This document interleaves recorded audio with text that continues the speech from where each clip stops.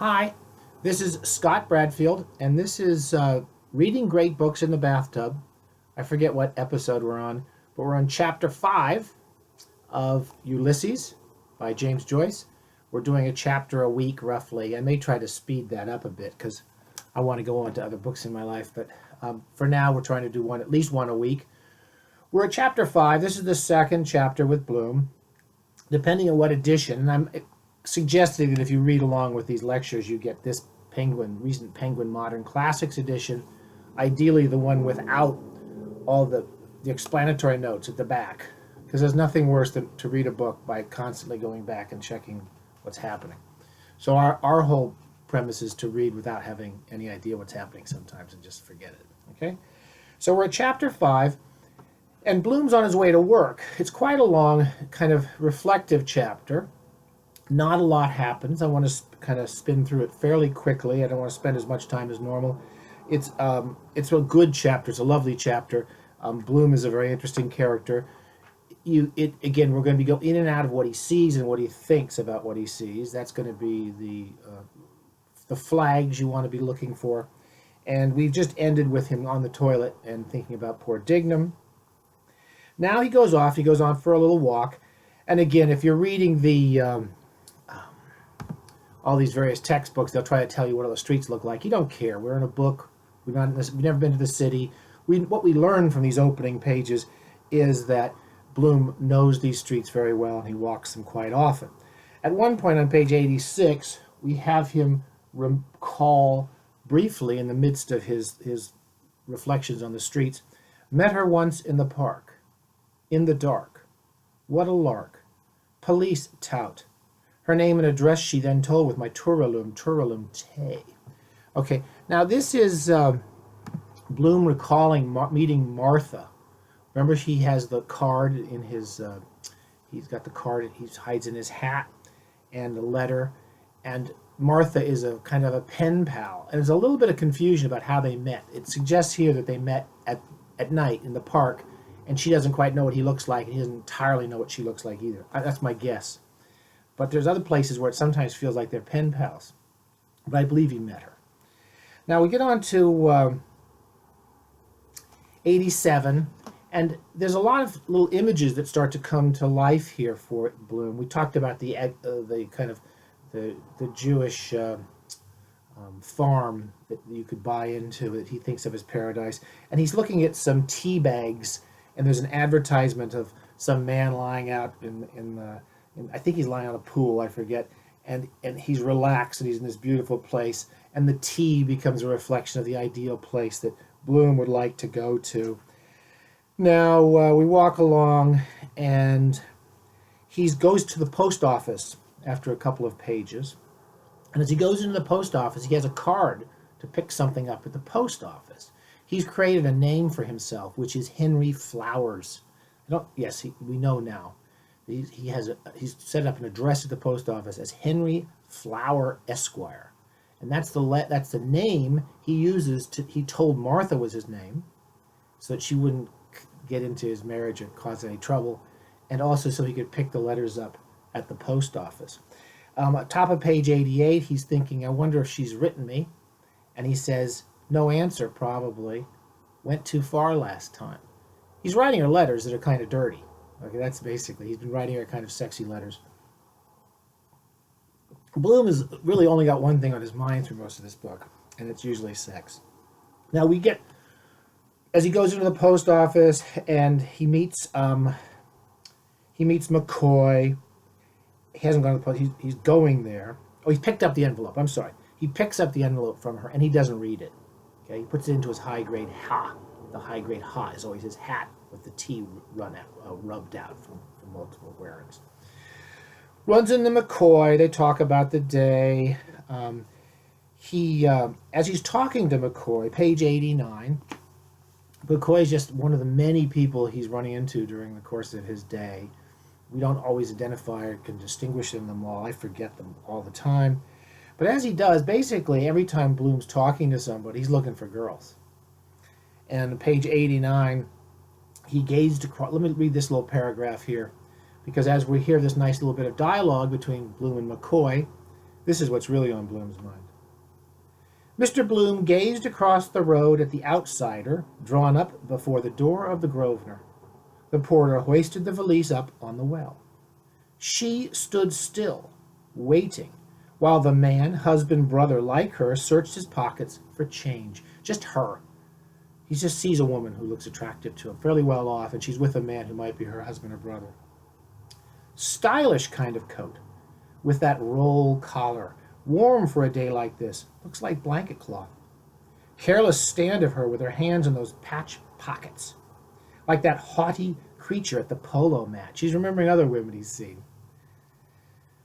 Women all for caste till you touch the spot. He's thinking about how opening up this woman with just the right touch. Handsome is, and handsome does. Reserved, about to yield. The Honorable Mr. and Mrs. Brutus is an honorable man. Possessor once take the starch out of her.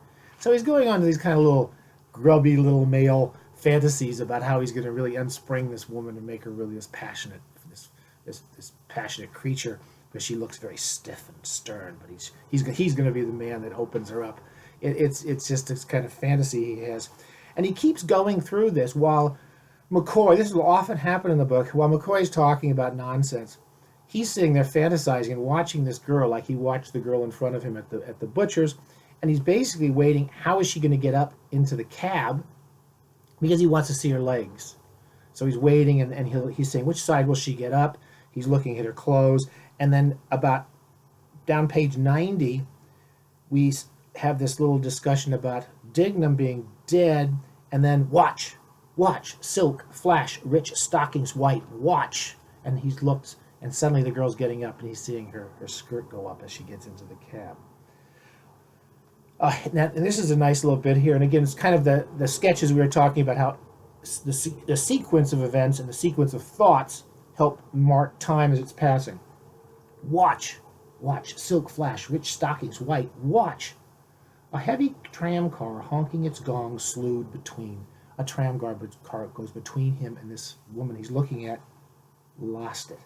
Curse your noisy pug nose. The pug nose of the tram car. Lost it. Lost that nice reflection. But there's also the suggestion, excuse me, I'm spitting into my camera. There's the suggestion that he's constantly getting erections, that he's losing. The notion of losing things is often connected to an erection. And he says another gone. And when he talks about another gone, with McCoy, it sounds like they're talking about Dignam's dead, but another woman's gone. Another woman he's not going to have. In the next page, again, he's often looking in his newspaper and looking at advertisements. And we're going to start getting these jingles going through his head all through the piece, all through the book. And the next one he reads, after looking at this woman he's not going to have and not having sex with his wife at home and wondering if he's getting this letter from this woman he'll probably never sleep with, he looks at an ad, and we're not explained why this is a significant ad, but it is a significant ad to Bloom, and he'll keep it in mind all day. He sees this ad says, "What is home without plum trees, potted meat? Incomplete. With it, an abode of bliss." So I think this is like canned ham or something. It's some canned meat. And the notion that potted meat, getting your meat potted, put into something, and that if you don't have a home without potted meat, if you're not getting your meat potted at home with Molly, which he's not, then its home is incomplete. But when you get your meat potted, it's an abode of bliss. Now, this is funny to Bloom. He thinks it's funny and it's also kind of sad. It's going to keep going through his mind. And Joyce, like any good writer, doesn't explain why those lines keep coming back. Bloom only half understands why maybe they're coming back, but we're going to keep hearing them. Okay. There's a lot of who's getting it up, McCoy says. There's a lot of references to getting it up in this chapter because Bloom's not getting it up or getting anything done with it when he gets it up. Now he walks down the street. He sees some people hanging around. He sees some horses.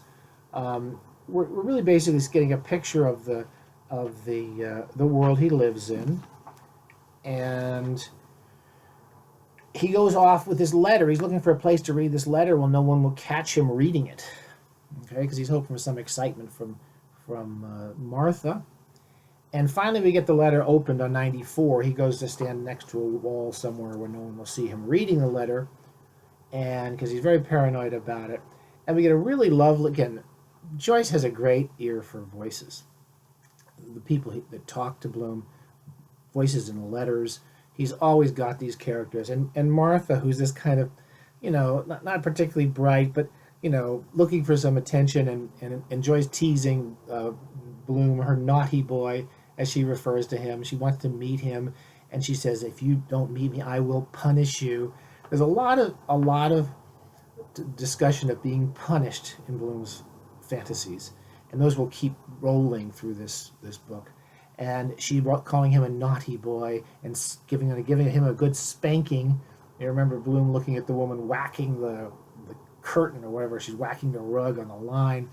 These are some of Bloom's fantasies. Now, he gets a little flower from her, I believe. I think she puts a flower in there for him because his name is Henry Flower. And she sends him a flower to put in his buttonhole. And then he starts to walk along, and he's fantasizing about her. And he thinks of some songs with the refrain, to keep it up, to keep it up. All these obvious puns are as obvious as they need to be. They're just purely obvious. I don't need to explain them. As he goes along, he takes out the letter. He throws away the envelope. I don't think he throws away the letter. I can't remember. He tears something up and throws it away. And then after all of these kind of wanderings, he walks into a church. Again, Bloom's Jewish. He's not really a religious man, but he wants to go into a church. The first thing he thinks of when he walks into the church, the sacred stone, is this would be a great place to take a girl. That's all Bloom thinks about, because you can sit in the dark with her. So he sits there and he watches a ceremony being held, and I think they're going along with the Eucharist. I don't know Catholic. It's a Catholic church, and the wafers that Bloom is watching being passed around, and so I have to constantly shut stuff off on this terrible computer. And he starts to think about a number of things, which I'm not going to even worry about. Peter Claver, I think there's a serial murderer or some murderer in town, and then there's lots of references to different political figures, such as Maud Gunn has been mentioned earlier, and Dennis Carey, and we're going to get references to lots of political figures and political events of the time, which is just part of this kind of world he's walking through. Bloom has his opinions, but we're not going to get our textbooks out and remind us of everything that's happening. So he goes into church. He thinks about the organ, when they used to have good organists there. And again, we get another mention of the Catholic Church. Bloom is reflecting on what a great, basically, business it is. You tell everyone they did something wrong, and then you forgive them for it. And then you get some money out of it. And he says, there's a little mention again of penance, punish me, please. And Bloom always loves, there's something titillating about the notion of being punished. He comes up, he realizes a couple of his buttons aren't buttoned, and he thinks almost kind of weirdly, good thing I didn't leave my pants unbuttoned. But there's always something kind of naughty about Bloom. Maybe he would like to sit in church with his pants unbuttoned. You got to think that about Bloom. Now he goes to again, this is a very kind of, uneventful chapter in some ways, but we're learning a lot about Bloom and some of the characters around him.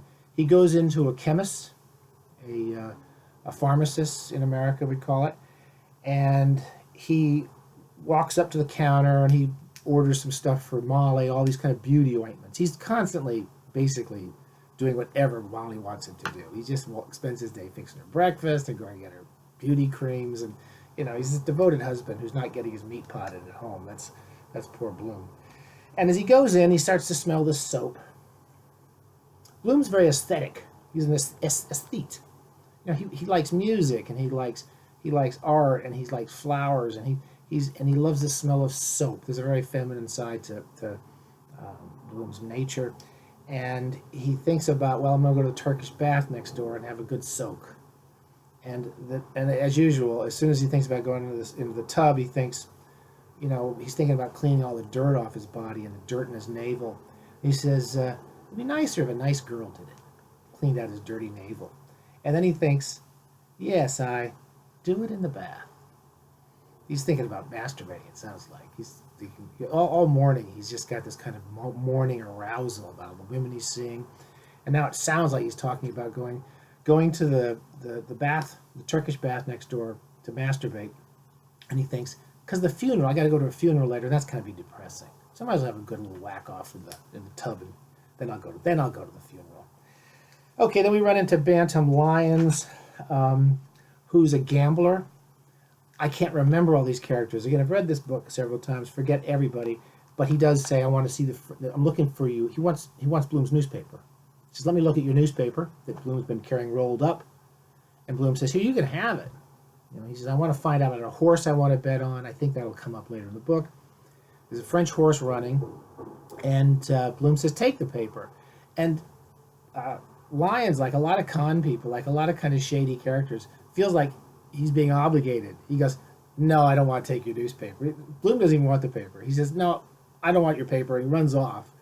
It's kind of like, you offer a kindness to somebody who's always manipulating people, and they think they're going to owe you. So he runs off. Bloom uses the newspaper to wrap up his soap, and then he walks along, sees some more people on the street.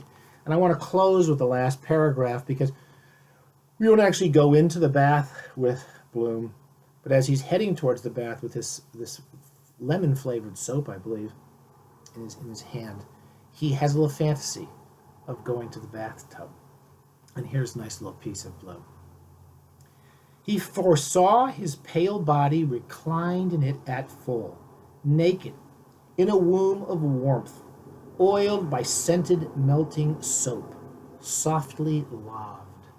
He saw his trunk and limbs rippled over and sustained, buoyed lightly upward, lemon yellow, his navel, bud of flesh, and saw the dark, tangled curls of his bush floating hair of the stream around the limp father of thousands. His penis is the limp father. It has thousands and thousands of sperm. A languid, floating flower. And there's the Henry flower, this notion of this blossoming of bloom, and this kind of very positive, very kind of beautiful vision of the next moment, which kind of haunts Bloom's day. The Eden, the Jewish Eden, Gendath, whatever it was called, or the tea advertisement, or the abode of bliss, or the bathtub where he's this opening flower, of Henry flower. And he's he's got a very kind of beautiful aesthetic vision of the world that he would like to fulfill. He never really quite gets there, but we'll see how much he achieves later in the book. So we finished. Next week we're going to do, maybe in a few days I'll try to get it done. We have a long chapter, a quite interesting chapter, not my favorite, but it's fairly easy to follow, of the actual funeral. And mainly you need to know in the first page or two, Bloom's not there, and I think he's rushes to catch this hearse or whatever is carrying the people to the funeral, and then we'll meet some significant characters. So that's a much longer passage. It's worth reading a couple times, and again, these are the fairly easy chapters to understand. Okay, thanks a lot. We'll see you soon with chapter 6, and enjoy it. You may read each chapter twice before you move on to the next one, and mainly just look for these lovely little passages and the man that Bloom is as he's going through this day. Okay, bye.